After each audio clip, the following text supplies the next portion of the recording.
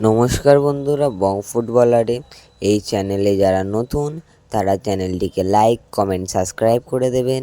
এই চ্যানেলে খেলার সমস্ত খবর পাওয়া যাবে। গতকাল ইউরো কাপের ম্যাচ ছিল ক্রোয়েশিয়া বনাম আলবেনিয়া। ভারতীয় সময় সন্ধে 6:30 থেকে। অতিরিক্ত সময় ম্যাচের গতি বদলে দিল আলবেনিয়া। এগিয়ে থেকেও ড্র মাদ্রিদদের। ক্রোয়েশিয়ার আশায় জল ঢেলে দিলেন আলবেনিয়ার জাসুলা। ম্যাচ শেষ হয় 2-2 ব্যবধানে।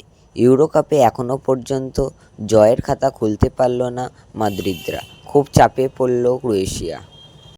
চলতি ইউরোপে এখনও জয়ের দেখা মিলল না ক্রোয়েশিয়ার। ইউরো কাপের প্রথম ম্যাচ স্পেনের কাছে 3-0 গোলে হারতে হয়েছিল মাদ্রিদদের।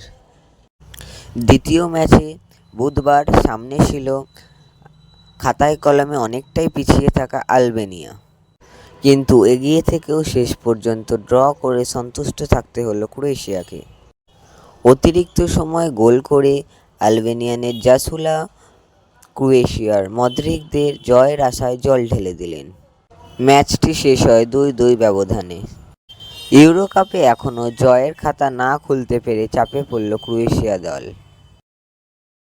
ইউরোপের জয়রথ অব্যাহত আয়োজক জার্মানির।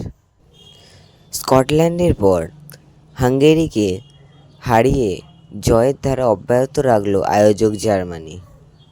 জয়ের ফলে ইউরোপের নকআউট পর্বে যোগ্যতা অর্জন করল জার্মানি। গতকাল ইউরো কাপের তৃতীয় খেলা ছিল স্কটল্যান্ড বনাম সুইজারল্যান্ড। ভারতীয় সময় রাত 12:30 থেকে।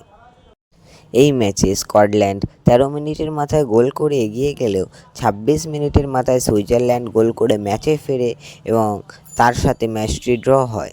দু দল অ্যাটাক করলেও গোল আর আসে না, এর ফলে ম্যাচটি ড্র হয়। আগামীকাল ভোর থেকে শুরু হচ্ছে কোপা আমেরিকা।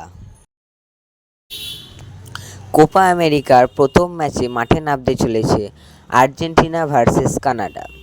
লিওনেল স্কালোনির দলের সাথে কানাডার প্রথম খেলা দিয়ে কোপা আমেরিকা 2024 শুরু হবে। কাল খেলাটি সকাল 6টা থেকে, ভারতীয় সময় সকাল 6টা থেকে এই খেলাটি দেখা যাবে। কোপা আমেরিকাতে আপনি কোন দল সাপোর্ট করেন সেটা কমেন্ট বক্সে জানিয়ে দেবেন।